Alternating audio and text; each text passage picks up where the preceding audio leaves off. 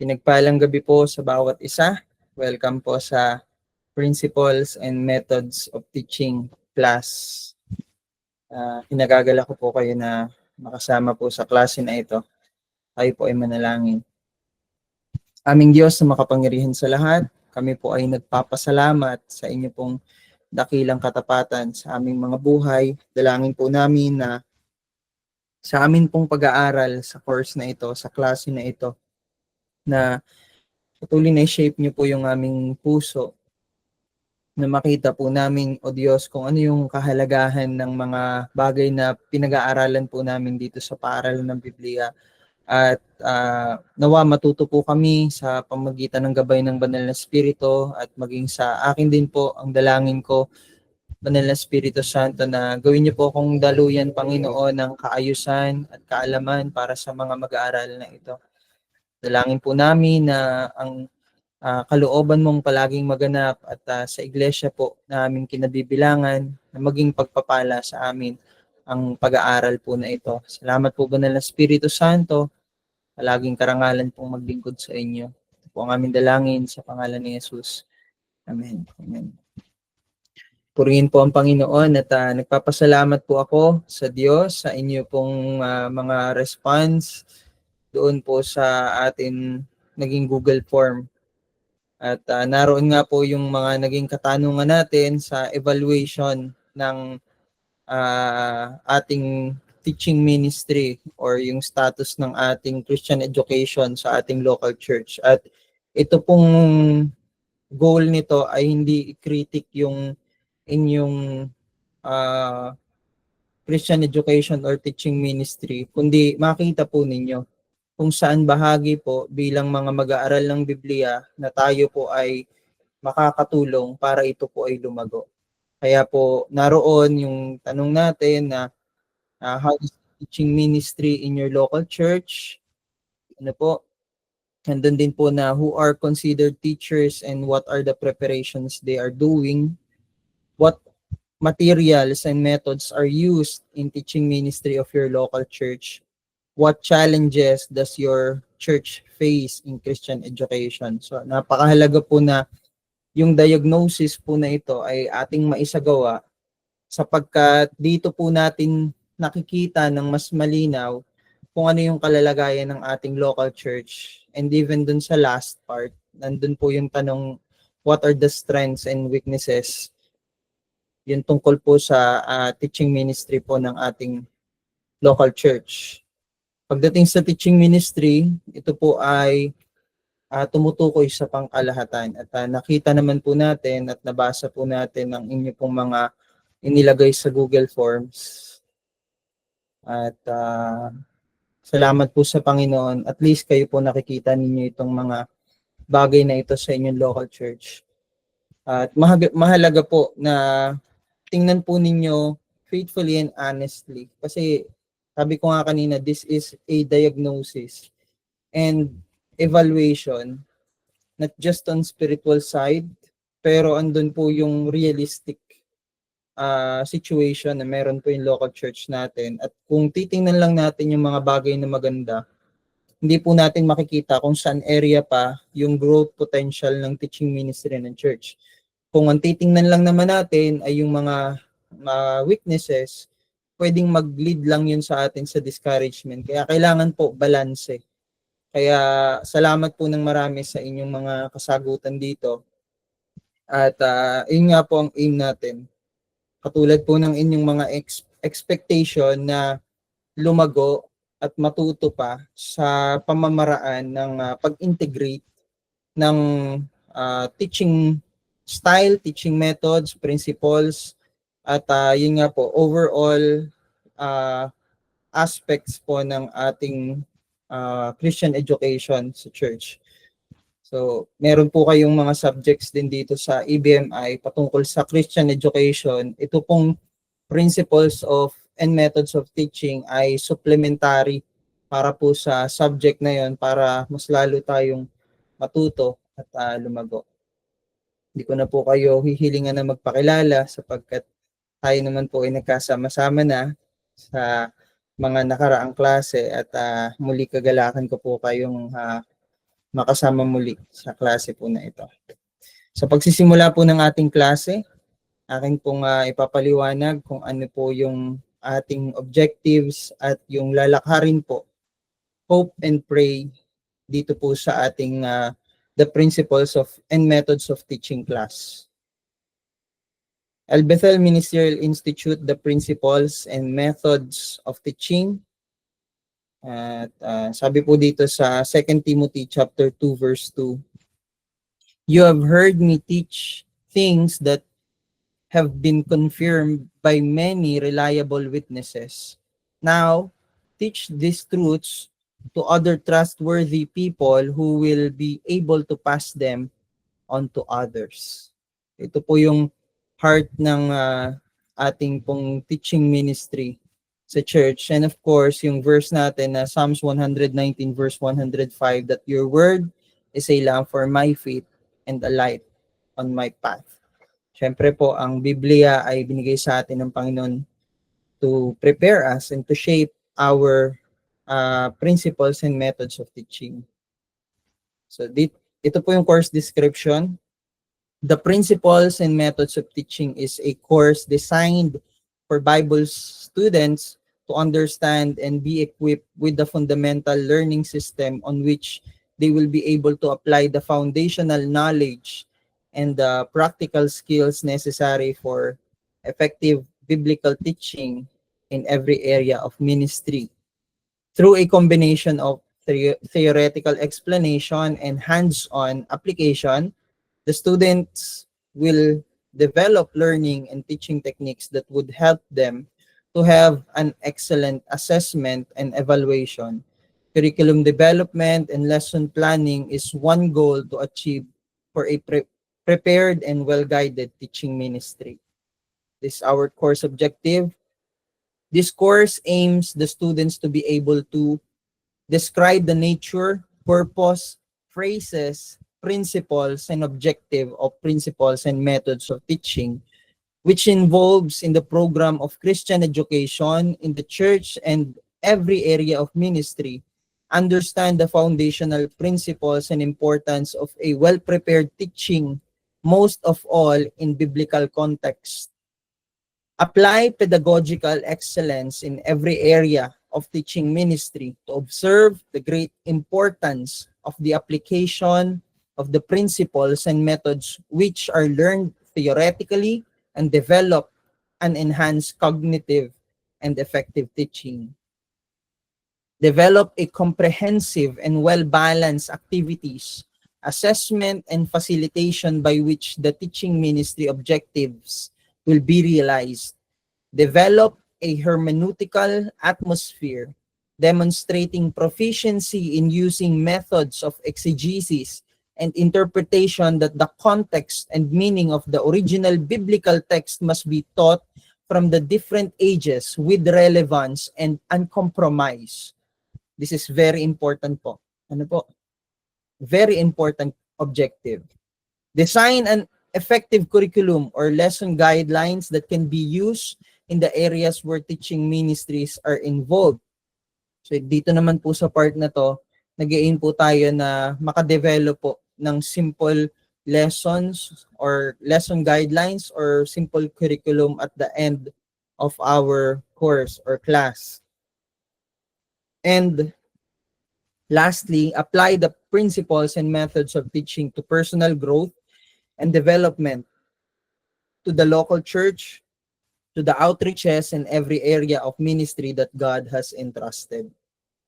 So this is the projective general outcomes. By the end of the course, the student is expected to demonstrate awareness and be able to teach of the nature, purpose, phrases, principles, and objectives of principles and methods of teaching and apply it to the program of the Christian education in the church. Articulate a personal philosophy of teaching that is learning or learner-centered. Ano po? Demonstrate behavior that upholds the dignity of teaching as a profession by exhibiting qualities such as caring attitude, respect, integrity, and God-fearing character and qualities. demonstrate hermeneutical excellence in principles and methods of teaching, and be able to implement discipline in every area of teaching ministry. Have knowledge and willingness about the curriculum guides, of which are supplementary to the teaching ministry.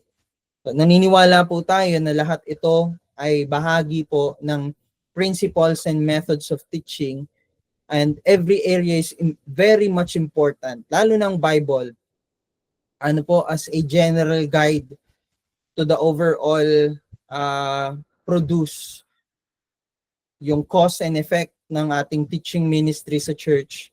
Pero naniniwala din tayo na mahalaga po yung mga ready-made curriculums or yung style and understanding para po gumawa ng isang planned lesson na magbibigay ng isang progressive growth and maturity sa church. So hindi lang po ito tumutukoy sa Sunday service preaching or Sunday school activities, kundi ito po ay tumutukoy sa overall teaching ministry and Christian education ng church. And along the way, tayo po ay nananalangin na mas lalo po natin maintindihan ito at mailagay po natin ang ating sarili kung saan po tayo nais po ng Diyos na tayo po ay maglingkod dito po sa larangan po ng pagtuturo. Sapagkat hindi naman habang panahon tayo po ay mag-aaral, talagang inihahanda tayo ng Diyos para tayo po ay maging tagapagturo din sa iglesia kung saan niya po tayo tinawag o ministeryo kung saan niya tayo nais maglingkod. And this will be our course outline for the 15 lectures. The introduction, lecture 1, introduction to the course and yung paradigm shift. Principles of teaching and learning. Ito po sa lecture 2. Lecture 3, psychological basis of learning, motivation in teaching. Lecture 4, the teaching methods and techniques. Lecture 5, lesson planning and educational concept. Lecture 6, curriculum development. Ito po yung time na mag-aaral tayo paano ba tayo pwedeng maka-create ng simple curriculum. This will start our group project na tatapusin po natin at ipapasa as the major project by the end of the class. And lecture 7 po is Biblical Foundation of Teaching in Christian Education 1. Lecture 8, Biblical Foundation of Teaching and Christian Education 2. Lecture 9, Christian Education Across Age Group. Lecture 10, The 7 Laws of a Teacher, Part 1. Lecture 11, The 7 Laws of a Teacher, Part 2. Lecture 12, Major Exam. So, isa lang po ang exam natin dito na sasagutan po within the class. Wala tayong prelims, wala tayong midterms, pero ito po yung magsisilbi nating final exam. At ito po isasagutan naman natin through Google Form, covering the lessons, previous lessons, pero hindi naman po ganun karami. Kaya wag po kayong mag-alala. Mahalaga lang po na meron tayong major exam para kahit paano tayo maintindihan natin kung gaano kahalaga yung way of assessment ng ganito pong exam. And lecture 13, the teacher and his profession. So, syempre, gender neutral naman yan. The teacher and her profession also. Ano po? And lecture 14 to 15 ay teaching internship. Mag-assign po ako sa inyo, hopefully, by next week ng inyo pong pag-aaralan at i-report dito po sa lecture 14 and 15 as your internship dito po sa class. So, ano po yung course requirement natin? Minimum 300 page of collateral reading. Kahit ano pong teaching related book, pwede nyo pong gamitin. Kung gusto nyo pong gamitin dito yung ginamit nyo sa Christian education, okay lang din sa akin. Pero mas maganda kung magbabasa kayo ng another book. Kasi para sa inyo naman po yun, meron kayong supplementary reading, at least ito po ay makakatulong sa inyong growth. At yun po, inaasahan natin yung active participation in class discussions and activity. activities. Kung meron po tayong question and answer, pwede po kayong mag-interact. At syempre po, inaasahan po natin yung pag-respond ninyo na may pasa po yung mga requirements on time. At yung submission of major assignments and projects, katulad nga po ng lesson plan or curriculum guide, yun po ay inaasahan po natin sa course requirement na makatulong po sa inyo para sa sa grading po natin. Ito po yung mga references na ginamit po natin, mga libro na pinagkuhanan po natin ng mga ituturo. At syempre, hindi lang po yan, marami pang iba. Pero yan po ay pwede nyo rin, kung makakahanap po kayo ng copies ng books na yan, pwede nyo pong basahin at makadagdag din po sa inyong kaalaman. Pero wag nyo po yung isasama sa collateral reading kasi yan po ay ating textbook na ginamit. Sabi po sa Hosea chapter 4 verse 6, "For my people are destroyed for lack of knowledge of my law, where I reveal my will. Because you are the priestly nation, because you, the priestly nation, have rejected knowledge, I will also reject you from being my priest. Since you have forgotten the law of your God, I will also forget your children." Ang bigat po nito, ano po? At ang pinag-aaralan po natin dito sa Principles and Methods of Teaching ay hindi lang po katulad nung principles of teaching sa pag-aaral natin sa college. Para sa akin, ito po ay mas malalim. Sapagkat ang pinag-aaralan po natin dito ay kung paano natin mas lalong mauunawa ang ituro kung ano yung kalooban ng Diyos mula sa kanyang mga salita. Sabi po dito, no, my people are destroyed for lack of knowledge, hindi dahil mangmang sila sa kaalaman, kundi mangmang sila sa kalooban ng Diyos dahil hindi nila inunawa o binigyan ng panahon ng salita ng Diyos. At napakahalaga po nito. Napakahalaga nito bilang mga Kristiyano. Kung bakit hindi lang tayo nagiging dependent din sa mga ready-made curriculum, na napakahalaga na meron tayong time na magkaroon tayo ng sarili nating panahon para sa pagbabasa ng Biblia at pananalangin na ang Diyos ay mangusap sa atin, na ipaunawa sa atin ang ating mga binabasa at maituro natin ng may katapatan. Dahil yan po ay bahagi ng iniutos sa atin ng Panginoon. Sa Matthew chapter 28 verse 19 to 20, ang ituturo natin ay kung ano ang itinuro ng Panginoong Hesus. Hindi lang isang bagay na inisip nating maganda o isang bagay na natutunan lang natin at gusto nating ituro sa kanila. Kundi ang ituturo ay kung ano yung kalooban ng Panginoon. Kaya along the way po, pag-pray natin na tulungan po tayo ng Diyos na maging blessing sa atin ang klase na ito at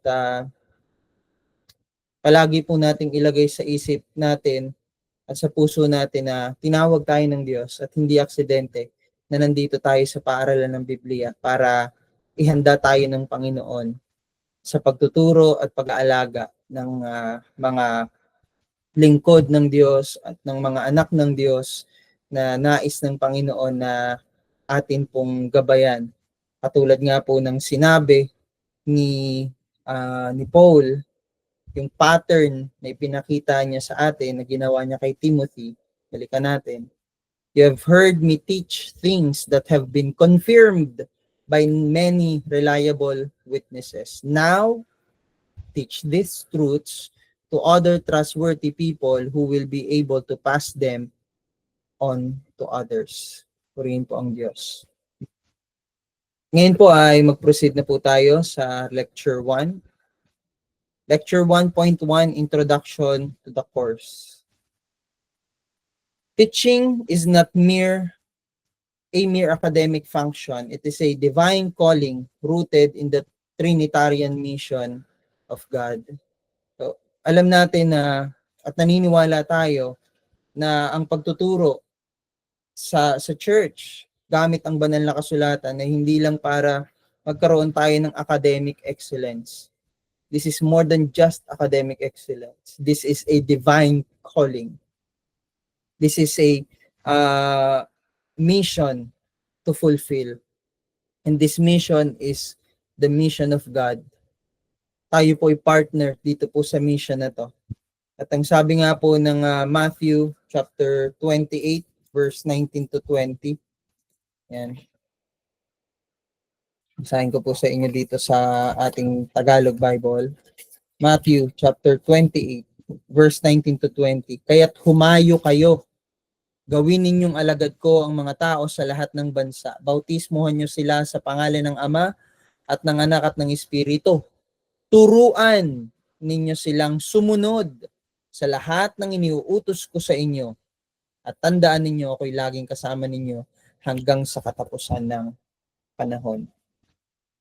This is a scripture position of teaching, and this is an integral to discipleship. Hindi lang siya basta magturo ka, kundi mag-disciple ka. At ito ay utos ng Panginoon at tinanggap natin sa pamamagitan din ng Banal na Espiritu Santo. Teaching is both a proclamation and an embodiment of the truth. Nga pong binasa natin kanina sa Matthew chapter 28 verse 19 to 20, teaching is a core of the Great Commission. Sa Ephesians chapter 4 verse 11 to 13, teaching is for the equipping of the saints in unity of the church.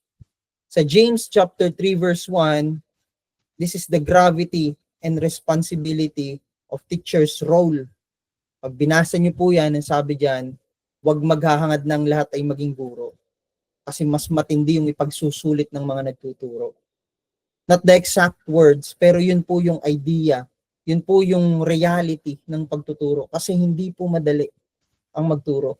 Lahat ng bagay na sasabihin natin, sa pulpito man yan o sa paraan ng pagtuturo natin, hindi na po natin ito basta-basta pwedeng bawiin sa kanila.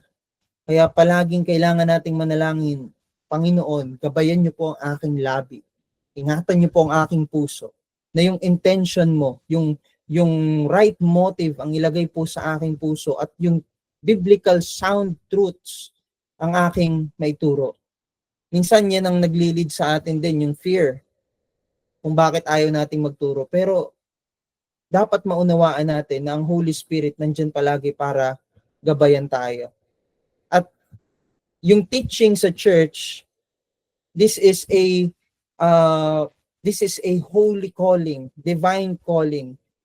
Kasi tayo ang nagtuturo sa kanila ng katotohanan ng galing sa Panginoon. And teaching is prophetic, calling the church to faithfulness and growth. Ito po yung reality ng teaching. Not prophetic in terms of the prophets like the Old Testament, pero prophetic siya kasi pinoproclaim natin yung salita ng Diyos. At ang calling ng Diyos sa atin dito ay tayo maging tapat at lumago. Tayo ang unang lumalago pag tayo nagtuturo. At habang tayo nagtuturo, tinutulungan din nating lumago yung iba. Diba po? In all aspect po yan. Higit sa lahat, yung spiritual growth. And also, teaching is pastoral, serving as guidance in the spiritual journey. Diba po? Not all teachers are pastors, but all pastors are teachers. Yan po yung totoo. Kasi hindi pwede na ihiwalay yung pastoring sa teaching. Pero hindi porket nagtuturo ka, teacher ka ng Bible, pastor ka na. Pastoring is another level of not just discipleship but caring for the sheep or for the people that God has entrusted. Kaya nga nandyan yung reminder sa atin ng Diyos that we need to examine ourselves to see whenever you are in faith, test yourselves. Tingnan natin yung sarili natin kung tayo ba ay sumusunod dito po sa calling ng Panginoon. Diba po? At naniniwala tayo na ang goal ng teaching is towards transformation. Diba? Katulad ng Romans chapter 12 verse 2, kapag tayo po ay nagtuturo, unang binabago ng Diyos yung ating way of thinking, yung ating mind. Our minds were being transformed and being renewed into the likeness of Jesus. At palagi nating maintindihan dito sa principles and methods of teaching na kailangan po natin itong ipasa. Kailangan natin itong ituro para meron ding magpasa at magturo sa iba. Noon nga na tatanong ko sa Ninong Pibong nung isang beses na magkasama kami sa sasakyan at hindi ko na matandaan kung saan kami pupunta pero naalala ko yung conversation. At sa pagkakaalam ko, tinanong ko rin to kay Ninong Dani at pareho sila ng sinagot. Tinanong ko sa kanila kung ano yung mas mahalaga, yung nagtatanim o yung nagpasimula o yung nagpapatuloy. So, ang sagot nila ay pareho itong mahalaga. Kasi walang may pagpapatuloy kung walang nasimulan at kung hindi naman ipagpapatuloy yung nasimulan ay mawawala ng kapuluhan ng nasimulan. Ganyan din tayo sa teaching ministry natin sa church. May pagkakataon na pwede nating ma-feel na magiging threat sa atin yung isang tao sa ating position of leadership. Kaya nagiging greedy tayo, ayaw nating magturo. Pero mali po yun, mga kapatid. Kailangan nandyan yung heart natin that hindi natin pagmamayari ang church. Hindi natin pagmamayari ang anumang position. At ito'y lahat in-entrust sa atin ng Panginoon. At darating ang panahon, ipapasa natin to. Pero ang tanong, kanino natin ipapasa? O kailangan natin mag-pray, Lord, magdala po kayo ng mga taong nagtatapat at nagmamahal din sa inyo. At pag nakita natin sila, we need to entrust these teachings to the faithful men and women of God who will be able to teach also. Sabi po sa Ephesians chapter 4 verse 11 to 12, He gave some as apostles and some as prophets and some as evangelists and some as pastors and teachers for the equipping of the saints, for the work of the ministry, to the building up of the body of Christ. Nakita niyo po yan? Kahit iba-iba yung area ng ministry and calling, lahat po yan merong isang primary goal and purpose: to edify the church and to exalt the name of the Lord. Di ba po? Yan po yung laging purpose ng ating ginagawa, lalo po sa ating pagtuturo, paglilingkod sa Panginoon. So God, the ultimate teacher. Christian teaching is not merely human communication, it is a divine act through human agents, empowered by the Holy Spirit, rooted in the revealed word. Wala pong anuman na nanggaling sa atin. Lahat ng ating tinuturo ay nanggaling sa Diyos at siya ang nagtuturo ng higit sa lahat ng bagay. Ano po? Sa Old Testament, makikita po natin dito, sa Deuteronomy chapter 32 verse 10, He instructed, yung word na instructed, him and kept him as the apple of his eye. Sa Exodus chapter 24 verse 12, sa Psalms chapter 25 verse 4 to 5, yung idea that God taught Israel His statutes, commandments, and ways. Ano po? So yung word na taught, si Lord ang nagturo. Si Lord yung nagbibigay palagi ng instruction. And even in the New Testament, Jesus, the incarnate Logos, the Word, who taught with authority. Sa Mark chapter 1 verse 22 at makikita natin all throughout ng ministry ni Jesus na palagi siyang nagtuturo in different ways. Ano po, madalas parables, through parables, nagtuturo si Jesus tungkol sa salvation, sa kingdom of God. Ano po, gumagawa siya ng miracles at nagtuturo siya sa synagogues, sa bundok, sa tabi ng dagat. At ang Holy Spirit, ano po, the Holy Spirit continues teaching believers, guiding them into all truth. Diba po? Kaya kapag ginawa natin ng isang bagay, lalo ang pagtuturo, yung paglilingkod sa Diyos sa pamamagitan ng pagtuturo, sa pamamagitan lang ng sarili nating lakas, kaalaman at sarili, alam natin na hindi ito sasapat.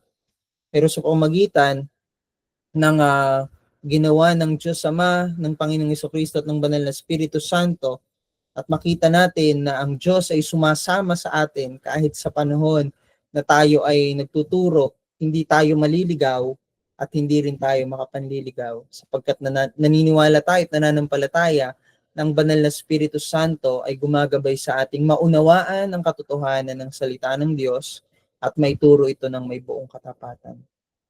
Maunawaan ng buong katapatan at maituro ng buong katapatan, ito po yung puso ng teaching ministry ng church. So, teaching ministry and the mission of the church.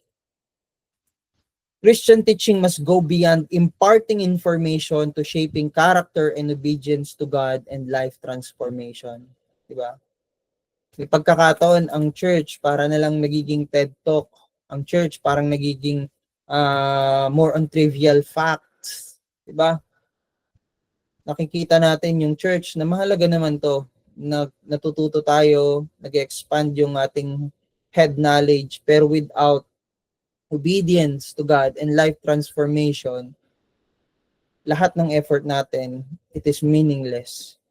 Pero kapag alam natin na ang goal ng teaching is beyond imparting information, makikita natin na yung kalooban ng Diyos, umabot tayo sa mga buhay ng mga tao at yung buhay nila ay totoong magkaroon ng impact. Ano po? Pagbabago, breakthrough, life transformation. The ministry of teaching is the central mission of the church. The ministry of teaching is the central mission of the church. Kahit kapag binalikan po natin yung ating mga pag-aaral patungkol sa evangelism, makikita po natin that God is a missional God. We have a missional Bible. The church is a missional church, and our election is a missional election unto salvation. Diba po? At ang ministry of teaching is a vital part of church growth. At hindi lang church growth numerically, it is a church growth transformationally. Diba? Yung spiritual growth natin and maturity, ito po yung palagi nating bullseye. Ito yung ating goal. Ito yung ating tinatanaw na finish line. So the Great Commission in Matthew chapter 28 verse 19 to 20, we will be able to examine that Jesus commands to go therefore and make disciples, teaching them to observe all that Jesus have commanded. Ano po? Sabi ni Jesus, all that I have commanded you. So, teaching is not optional. It is integral to making disciple. So, the participle teaching, didascontes, ano po? So, magkakaiba yan. Didaskalos, ano po? Didascontes ay pumapatungkol sa pagtuturo. It express an ongoing formational process. Makikita po natin sa New Testament na yung Greek word na yan ang mas madalas na gamitin pagka tinutukoy yung salitang teaching, pag ini-emphasize yung teaching. So, the fivefold ministry in Ephesians chapter 4 verse 11 to 12, teachers are gift to the church, place for equipping of the saints. Ano po? Teaching builds up the body of Christ towards unity, maturity, and doctrinal stability. Kailangan ito yung nagiging role ng ating teaching. Hindi siya ang role ng teaching natin, hindi dapat nagdi-divide. Dapat nagbibigay ito ng clarity, hindi lamang nagbibigay ng hindi dapat talaga nagbibigay ng confusion. Dapat ito ay nagbibigay sa atin ng clarity, naglilid sa atin sa unity, towards maturity, and of course, doctrinal stability. So dapat andun din yung pagpe-pray natin na, Lord, hindi lang ako maging, alam niyo po yun, meron kasing mga teaching styles and teaching ministries, excuse me po, under ng Christian education, na they are very theologically or doctrinally biased in terms ng stand nila doon sa doctrine na meron sila. So dapat ang ating palaging bias ay ang Bible. Kung ano yung sinasabi ng banal na kasulatan na dapat nating paniwalaan, yun yung paniwalaan natin, hindi lang dahil sinabi ng isang tao na paborito nating pakinggan or yung theologian na iniisip nating mahusay, pero kailangan andyan pa rin yung pag-examine natin, ito ba ay tama, ito ba ay angkop, ito ba ay nagli-lead towards unity, maturity, at saka doctrinal stability. So teaching ministry and mission of the church, Jesus Christ, the master teacher. Diba? Jesus Christ embodies the perfect model of teaching ministry. He called disciples to walk with him. He taught through stories, parables, object lessons, and lived example. His teaching called for the heart change and kingdom living. Everyone who is fully trained will be like his teacher, sabi ni Jesus. Diba po? And Jesus didn't just inform minds. He formed and transformed lives. Diba po? Christian teachers are called to reflect the character, method, and mission of Christ in their teaching. Teaching a stewardship of the truth, kailangan po makita sa atin dito yung pagiging faithful steward pagdating sa pag-handle ng truth at sa pagtuturo ng biblical truth. Sabi sa 1 Corinthians chapter 4 verse 1, this is how one should regard us as servants of Christ and stewards of the mysteries of God. Grabe, ano po? We are very much privileged na nire-reveal sa atin ng Lord to. Binibigyan tayo ng Lord ng understanding sa kanyang mystery and divine truths beyond ano po sa meron ng mundo. At yung understanding natin dito hindi dapat mag-lead sa atin sa pride, kundi dapat mag-lead palagi sa atin sa humbleness and submission sa Panginoon. So, teachers are entrusted with the word of God and accountable for its faithful transmission. Sabi nga sa James 3:1, winarning nga ni James ang mga mananampalataya, not many of you should become teachers, for we will be judged more strictly. Pero dapat di tayong matakot doon sa warning na yan. Kasi sabi ko nga kanina, privilege ito. Palaging karangalan natin pag tinawag tayo ng Panginoon sa paglilingkod, pag sumunod tayo sa Kanya, ano po, ay nabibigyan din natin ng papuri ang pangalan ng Panginoon. And teaching ministry is both gift and a great responsibility. Diba po?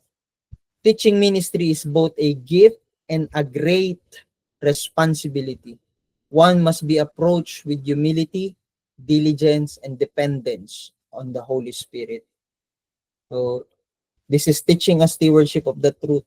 Ito po, nga binasa natin kanina na verse sa 1 Corinthians chapter 4 verse 1, na makita po natin yung sarili natin na binigyan tayo ng ganitong klaseng regalo ng Diyos. Magpakumbaba tayo at humingi tayo palagi ng patnubay sa banal na Espiritu. Hindi naman natin alam lahat Aminin natin, hindi natin alam lahat. Pero magugulat po kayo. Kapag tayo ay naging faithful, may mga bagay na nasasabi tayo na hindi natin lubos akalain na nababanggit ng ating labi. Hindi dahil matalino tayo, but because it's not us, it's the Holy Spirit speaking through us. Pag dependent tayo sa Holy Spirit, we are not just imparting knowledgeable truths.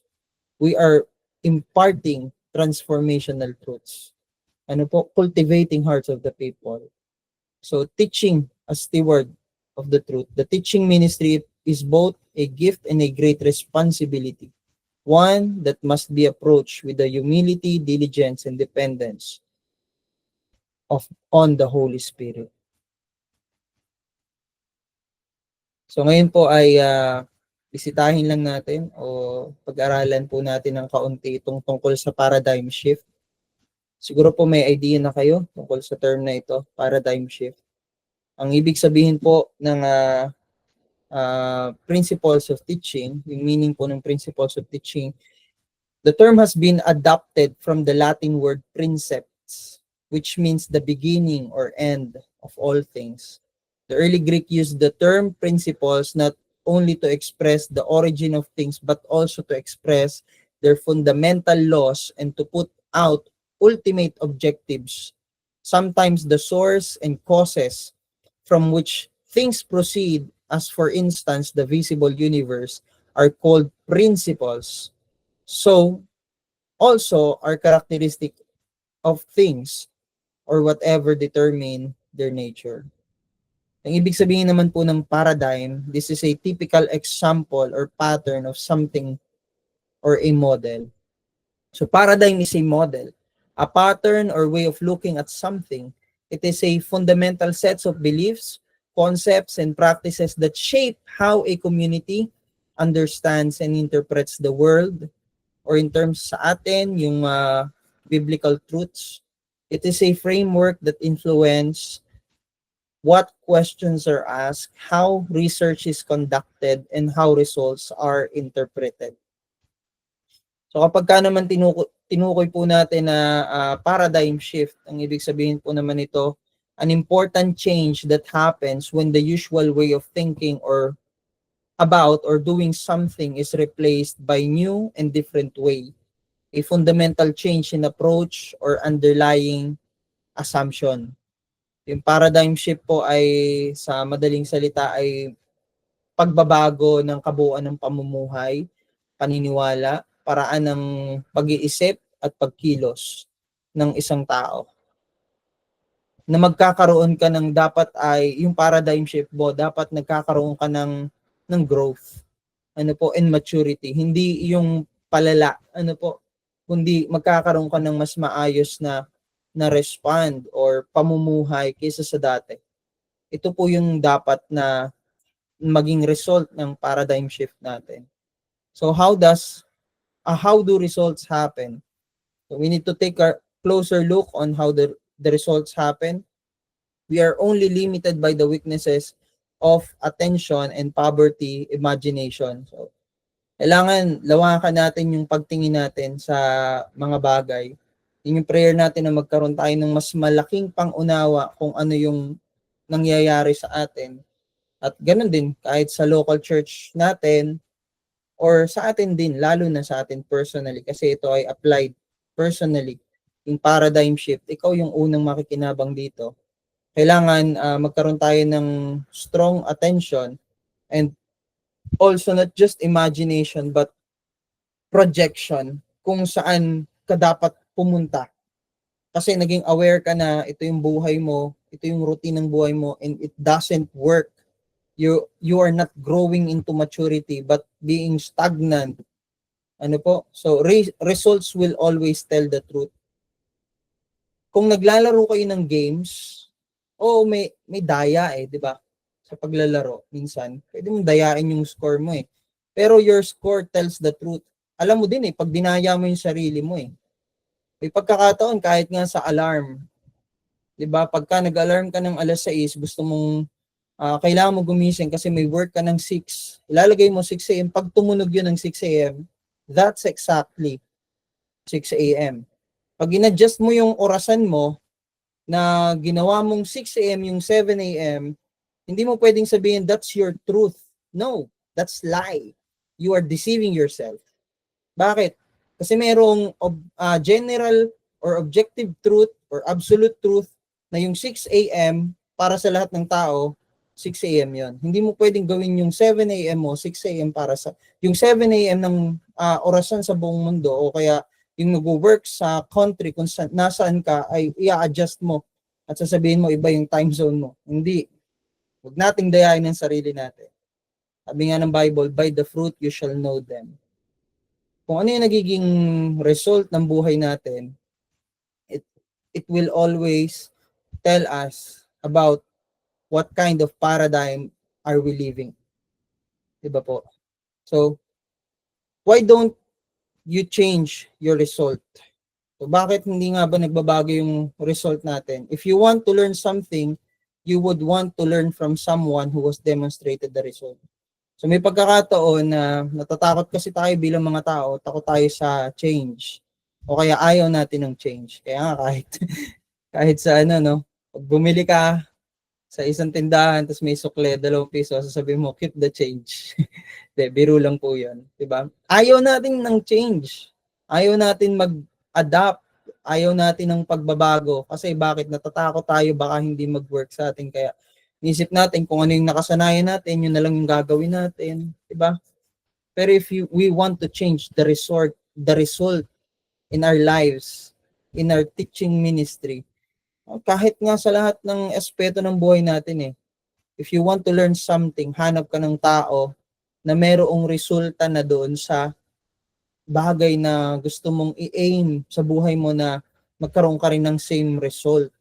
'Di ba? So marami mga tao, they are capable of uh, telling things. Pero pagdating sa result, doon natin makikita na hindi pa naman nila lubos yun na-apply. So, beneficial yung information na naituturo nila, and when some people applies it to their lives, they're benefiting from the information.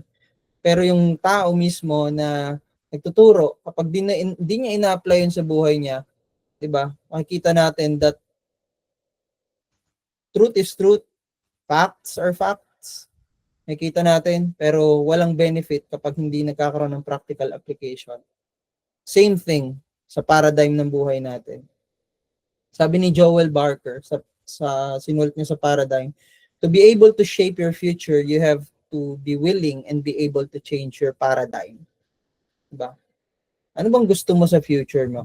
Kayo nga po, tanungin niyo yung sarili niyo, ano bang gusto ko sa future ko? Ano ba ang gusto ko or dreams na nilalagay ng Lord sa heart ko pagdating sa teaching ministry kung saan ako involved, or sa mas malawak sa teaching ministry ng local church namin. So kung gusto natin, kung nagde-desire tayo na i-shape yung future natin sa mas magandang result, mas magandang outcome, kailangan i-evaluate natin yung paradigm na meron tayo ngayon, yung way of life, way of thinking, yung ating ways how to handle things, ways how to ask questions, di ba po? And kapag ka na-diagnose natin, na-evaluate natin, we should be willing to be able to change our paradigm. Di ba po? So kapag tiningnan po natin to, yan. So meron tayong conscious mind, meron tayong subconscious mind, at syempre meron tayong katawan. Sa conscious mind, it involves thinking, education, intellect. Ano po? At we always tend to confuse mental activity with thinking. Diba? Hindi po porket merong mental activity, say, this is our way of thinking. Thinking is much way deeper than a mental activity. Hindi ka lang basta nag-iisip. Ano po? Kundi ito ay inuunawa mo sa pamamagitan ng pag-iisip. You're analyzing, evaluating, diagnosing.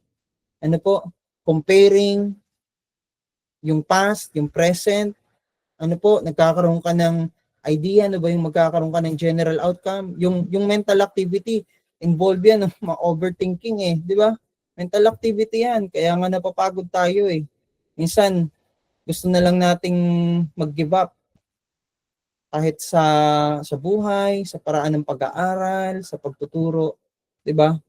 Kaya tayo nasa stress. Pero kailangan tingnan natin ano ba yung behavior na meron tayo. Ito, teaching is a skill that we can learn, such as typing and playing the piano. I want to repeat, teaching is a skill that we can learn, such as typing and playing the piano.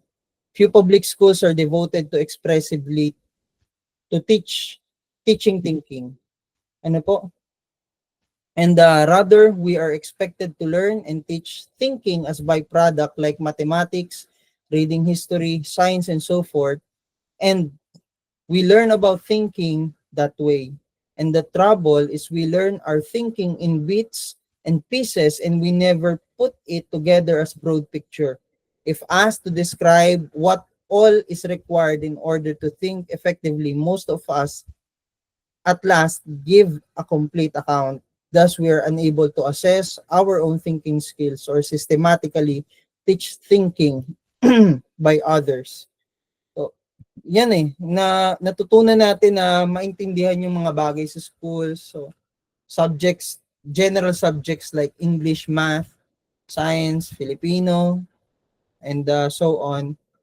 Tinuro sa atin ng school na matutunan yan. Pero, yung general approach into thinking, ito yung kulang na hindi na ituturo sa atin ng educational system na meron tayo. Kaya kailangan po, systematically, marunong tayong mag-analyze ng mga bagay at kahit tayo, kaya nating tingnan in a broader sense, lalo na sa church. 'Di ba po?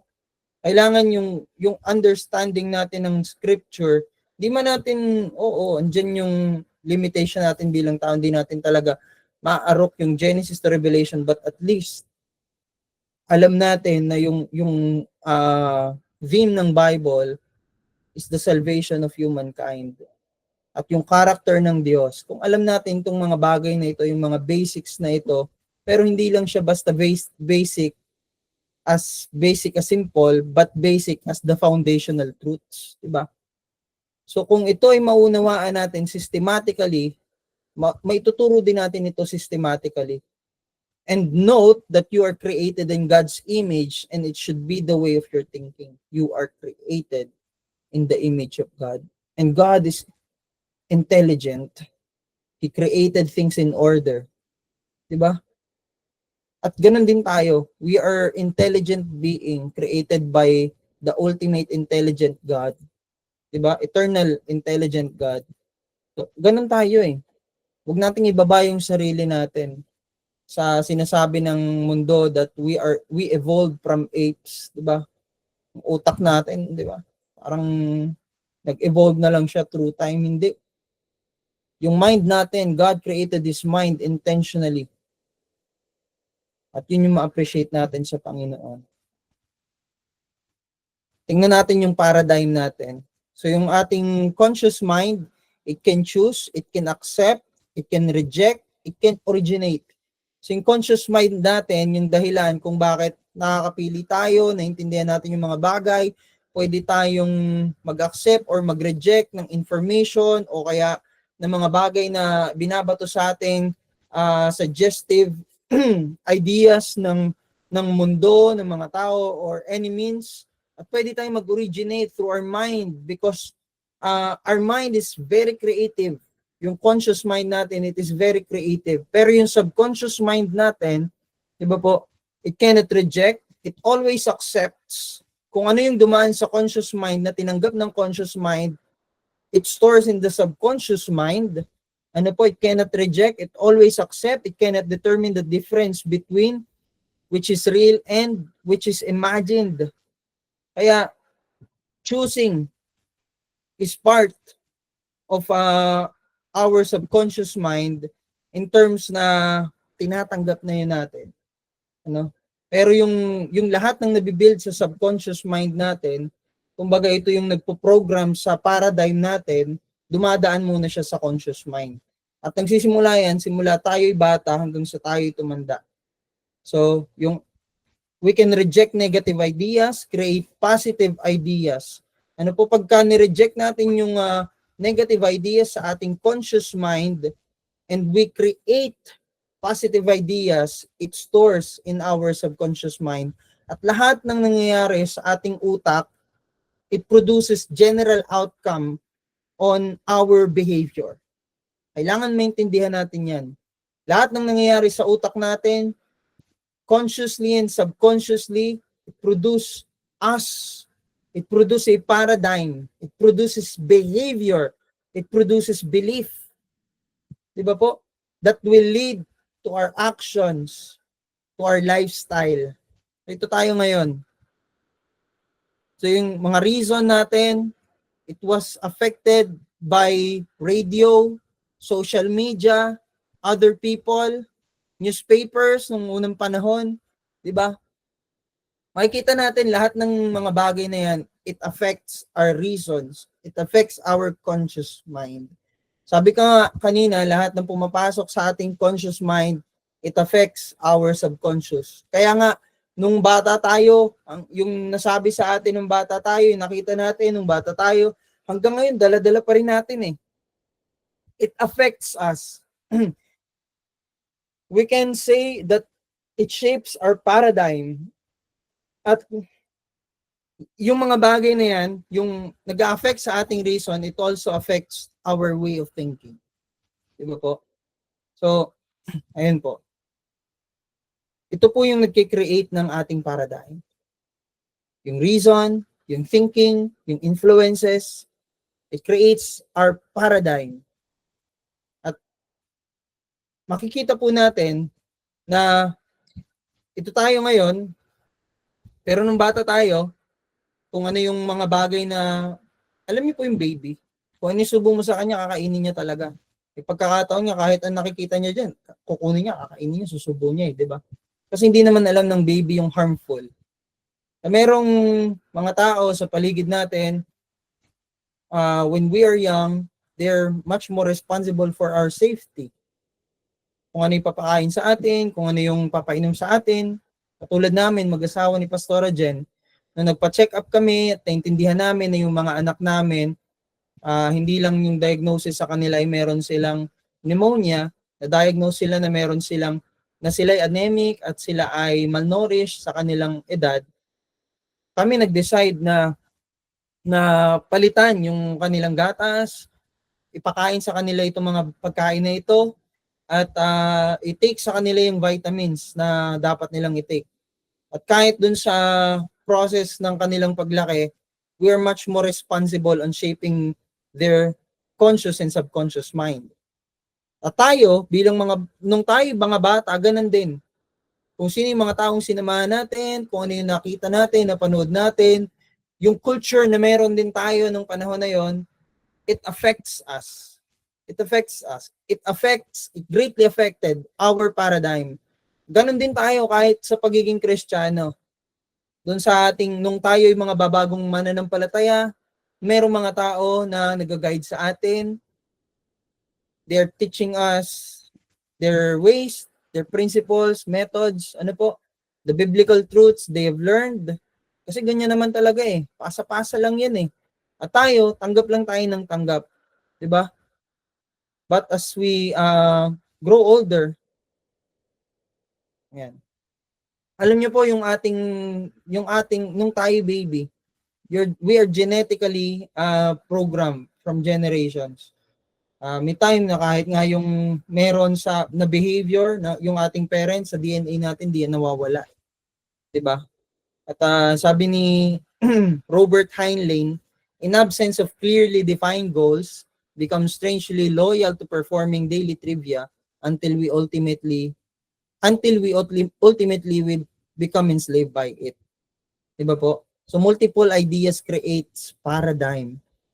So, maraming mga tao, we are enslaved with daily trivia. Makita natin nung bata tayo, ganyan, may mga taong nag-offer sa atin ng mga bagay na pwede nating makashape ng ating way of thinking, ng ating paradigm, ng ating lifestyle, behavior. At ngayon, nakikita natin yung advertisements, di ba? Yung daily trivia, kung ano yung trending, it affects us. Paggising mo, Facebook ka kaagad kapag nakakita ka ng mga balita, it affects your whole day. Diba? And we today, nakita natin that we stuck in the same influences that creates this paradigm.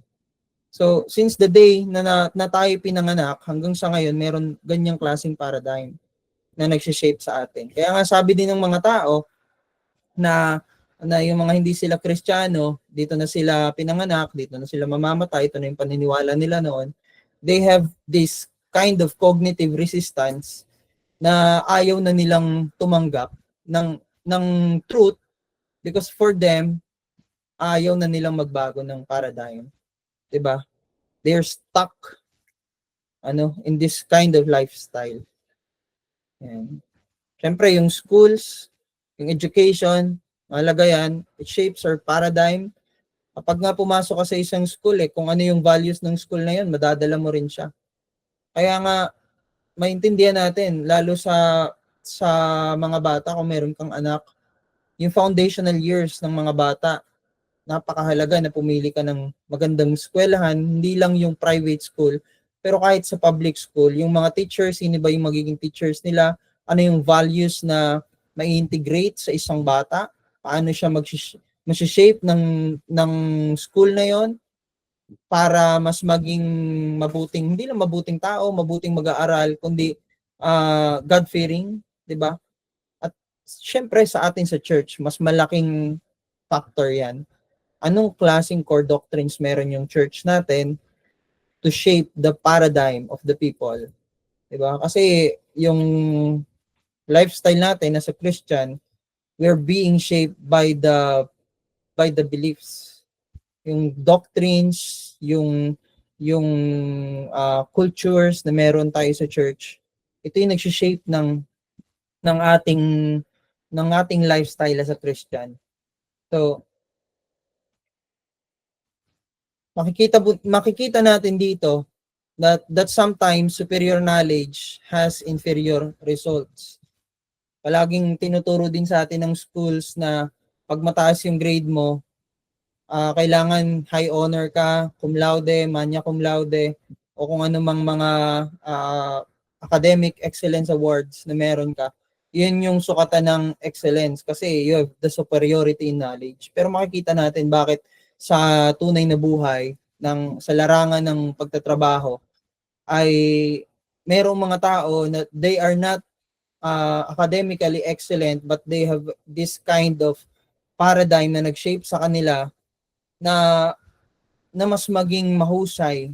Ano po? So, hindi naman natin pagdidebatehan ano ba mas mahalaga, diploma o diskarte, kasi alam natin pareho yung mahalaga. But the point is, kapag nililid tayo ng Holy Spirit, alam natin na mayroon mas magandang result palagi. Hindi rin excuse na hindi tayo dapat mag-aral sa school, lalo na sa Bible school. Yung mga tao nagsasabi, pampayabang lang daw ang Bible school. Dapat si Jesus daw, yung mga disciples hindi naman nag-Bible school. Aba, mas matindi pa nga yung mga disciples noon eh. Si Jesus mismo yung kasama nila. 'Di ba? Kung tayong tatanungin, mas gugustuhin natin 'yon. Si Jesus yung kasama natin, siya yung nagtuturo sa atin. More than pa yung sa pwedeng i-offer ng kahit anong theological school sa buong mundo. 'Di ba? Pero alam nyo ba na mas mayabang kapag ka nagturo tayo ng hindi naman natin alam. At ang Bible School, ang tumutulong sa atin to shape us, not just sa ating intellect, but not just intellectually, but also spiritually. Diba? Compassion and passion. Ito yung sineshape sa atin. So, kapag ka nagkakaroon tayo ng yun nga, inferior results, it causes us confusion and frustration. Kahit ganun sa ating Christian life, ganun din. Tagal na nating Christian, pero bakit ganun? Feeling natin hindi tayo nagbabago. Diba? Sad to say, may pagkakataon that we need to shape our teaching ministry in the church. May pagkakataon baka kulang yung process and progress na ginagawa ng church para matulungan yung isang tao maunawaan niya yung dapat niyang gawin bilang Kristiyano. So alam naman natin, ang Holy Spirit palagi naman talaga nangungusap. Pero wag nating alisin na yung teaching ministry ng church, tumutulong yan to shape lifestyle. Di ba po? So kapag ka ang isang tao, nakita niya yung sarili niya na stuck na siya sa ganun pa rin pamumuhay, causes confusion and frustration. Tatanungin niya sa sarili niya, ako ba talaga totoong Kristiyano? Kung may pagkakataon, kahit nga sa preaching, di ba, ang ganda ng preaching, pero andyan yung mga why, mga what, mga where, pero bakit walang how? Di ba? Dapat mahalaga yung how, hindi yun mawawala. Paano natin ma-achieve yung result? Not just information, but transformation, di ba? And we cannot deny the fact that paradigm controls the result. Kung ano yung pamumuhay mo, yun yung resulta mo.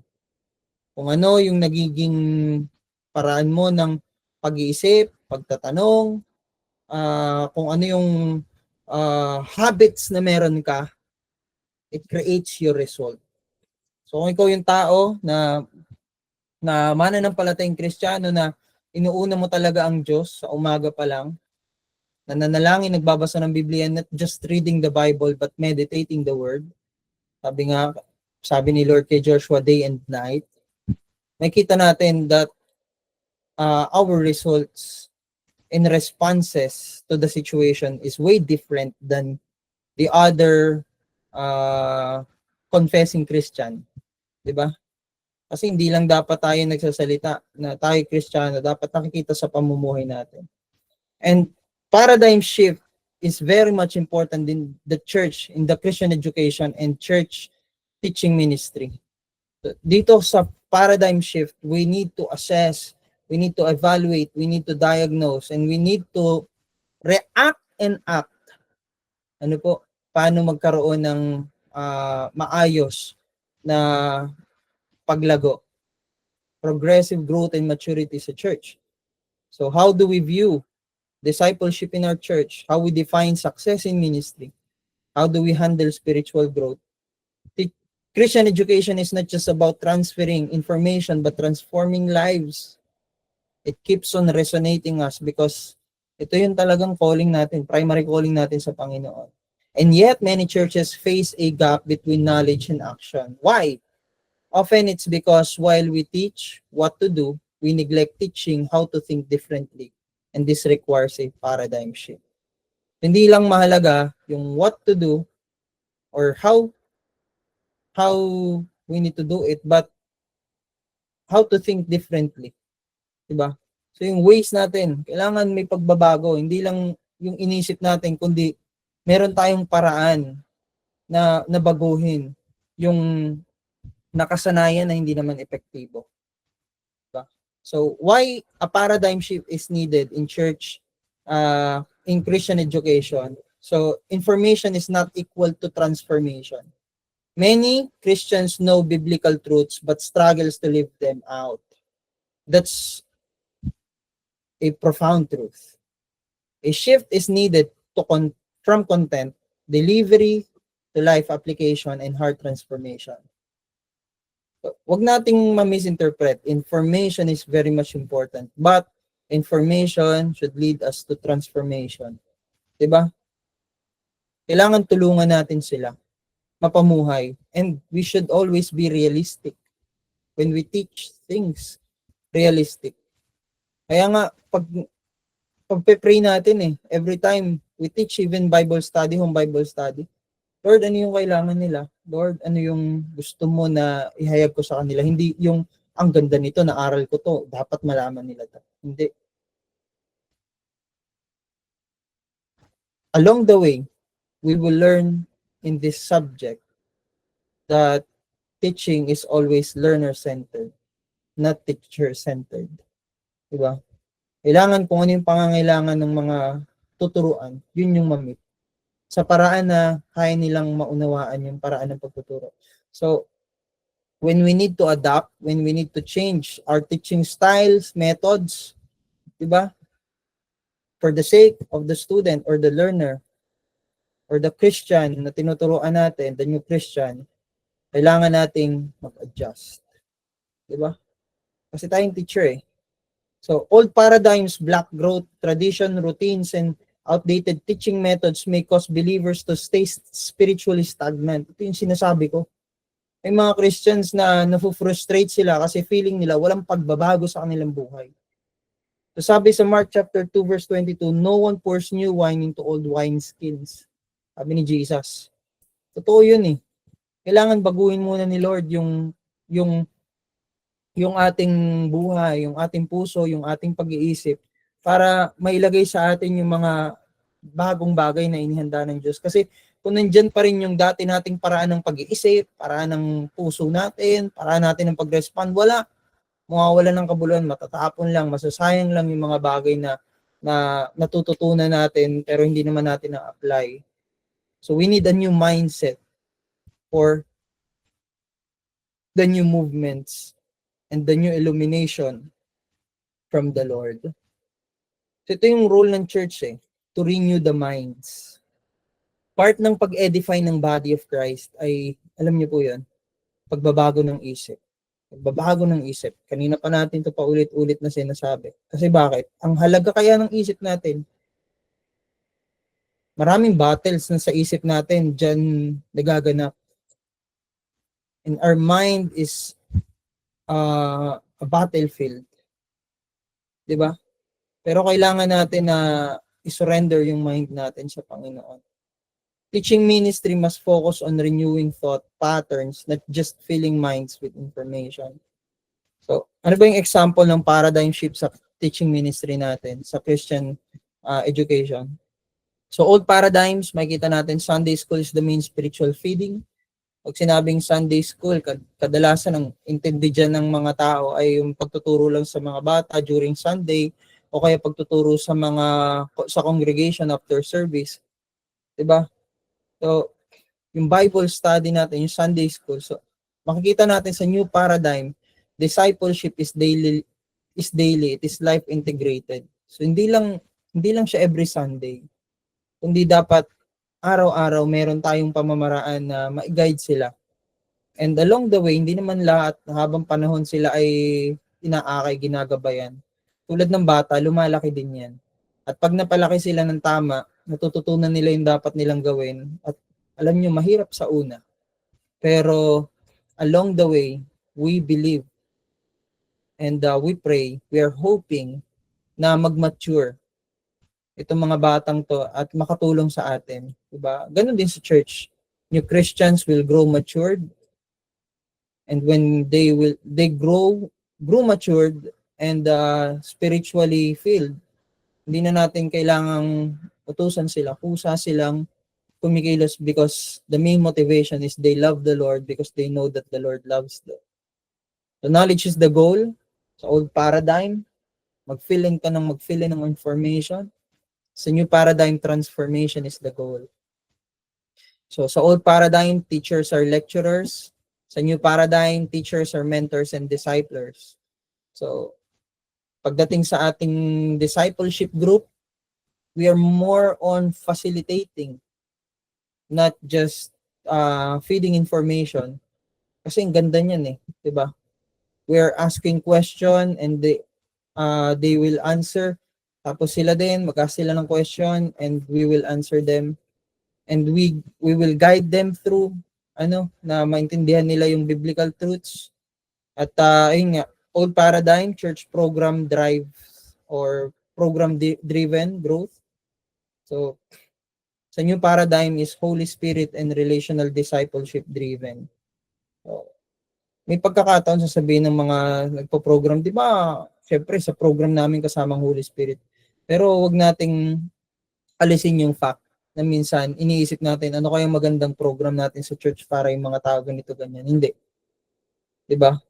Hindi natin dapat alisin 'yan sa isip natin na may pagkakataon 'yan talaga yung naging weakness natin. Pero the Lord is changing our hearts to rely more on the Holy Spirit. At ayun nga, yung discipleship karoon ng much more implementation. At it will lead us to growth, not just numerical, sabi ko nga, but spiritual growth. So how to implement a paradigm shift in church? Paano nga ba tayo makapag-implement ng paradigm shift sa church teaching, teaching ministry or Christian education? So napakahalaga that you evaluate current teaching methods. Yung pong mga tinanong ko sa inyo sa Google Forms, that is the first part but one of the most vital part of this subject.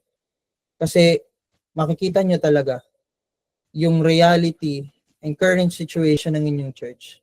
So ang tanong, are we only delivering facts or are we discipling hearts? So yun talaga. Meron bang, kaya andun sino yung mga taong involved sa teaching ministry, ano yung ginagamit nating pangturo, diba? Andyan, syempre yung Bible. Pero ano yung mga discipleship materials, meron ba tayong ganyan?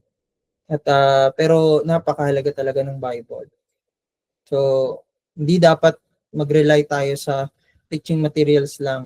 Kailangan balik tayo sa Bible, aralin natin yung narrative, aralin natin yung exegesis nun, at ituro natin yan sa mga tao. So, we need to focus, number 2 is we need to focus on application and action. So, teach with the end goal of life change is not just knowledge acquisition. It is calling to action. And number 4, we need to model renewed thinking. Tayo din mismo. Dapat tuturo tayo ng paradigm shift. Pero kahit di naman natin gamitin yung term na paradigm shift, it should be naturally flow in us. Na makita ng mga tao yon, lalo na yung mga taong tinuturuan natin, that we as leaders, we must be first shift our own paradigms before guiding others. Kasi dapat tayo muna mag-benefit dito. Sa paradigm shift na to, dapat tayo muna yung unang baguhin ni Lord. 'Di ba? At sa paraan na 'yon, tutulungan tayo ni Lord na maging blessing na mabago din yung habits, personality, way of thinking, lifestyle, and beliefs ng mga taong to. And last, create a discipleship culture. Hindi lang siya discipleship na nagmi-meet tayo sa church, but intentional discipleship. Yun nga yung isang pinapangarap ko sa church na matutukan muna kung sinong nandyan. 'Di ba? Mabigyan mo ng time na ma-cultivate sila. At ang Lord ang tatawag kung sino yung i-raise niya na maging mentors din, makapag-disciple ng iba. So we need to encourage small groups and mentorings. Pero alam niyo po yun, kailangan bago tayo mag-integrate ng small groups and mentorings, dapat tayo muna ang gumawa ng ganitong mga bagay. Kailangan mag-undergo sa process na magawa natin to at makita, mag-guide sila dun sa tamang pamamaraan ng pag-handle ng small groups and mentoring. Kasi pagka kayo po ay naglagay agad ng small groups and mentoring without the proper preparation, madi-divide po ang church. Kakaroon ng malaking problema kasi magkakanya-kanya sila.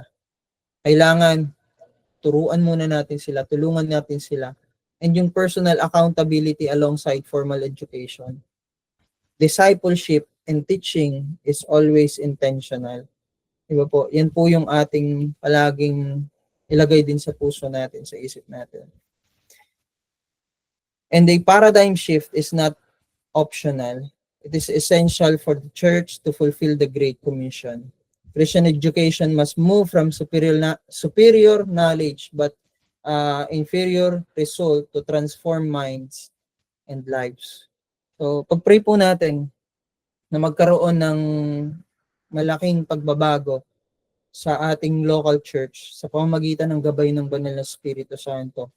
At hindi dapat tayong mag-implement niyan kung hindi tayong senior pastor. Tandaan niyo po yan. Kahit ito po ay naintindihan niyo dito sa ating klase. Meron, kapag ka-under tayo ng pastor na mas mataas sa atin, kahit naintindihan natin ito, we cannot speak directly to the people of the church. Kasi mababypass natin yung authority ng pastor. Diba? Kaya ang kailangan natin gawin, pwede tayo makipag-sharing sa pastor natin. Share natin yung dreams and desires na nilalagay sa atin ni Lord. And along the way, collaboratively, alam niyo po yun, grabe. Ito nga yung nilagay ng Lord sa puso ko. Sige, ito, ikaw, pwede ka, sige, gawin mo yan, kapatid, di ba? Hindi yung tayo yung alam niyo yun, naging padalos-dalos ito pala yung dapat kong gawin. Dapat magkaroon ng pagbabago sa church.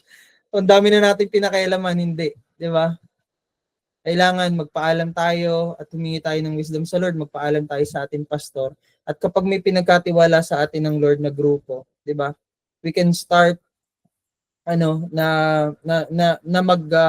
magkaroon ng pagbabago doon sa inassign sa ating ministry through the help of the Holy Spirit.